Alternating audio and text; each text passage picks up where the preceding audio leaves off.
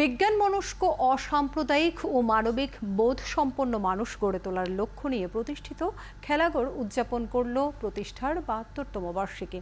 দিনটি উপলক্ষে শুক্রবার বিকেলে জাতীয় প্রেস ক্লাব মিলনায়তনে শিশু কিশোরদের জন্য বর্ণাঢ্য আয়োজন করা হয়। প্রতিষ্ঠা বার্ষিকীর আলোচনায় বক্তারা বলেন, অসাম্প্রদায়িক চেতনায় শিশুদের গড়ে তোলার প্রত্যয়ে খেলাঘর যাত্রা শুরু করলেও বর্তমানে একটি চক্র দেশকে অস্থিতিশীল করার ষড়যন্ত্র করছে, এমনকি শিশুদের মাঝেও সাম্প্রদায়িকতার বিষ ছড়িয়ে দিচ্ছে।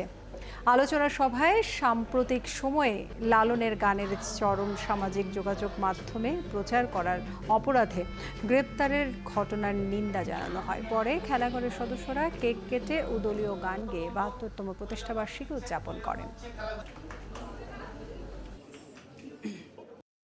সবার সঙ্গে মিলেমিশে সুন্দর একটি দেশ করতে হবে। এই সুন্দর দেশ গড়ার জন্য নিজেকে তৈরি হতে হবে।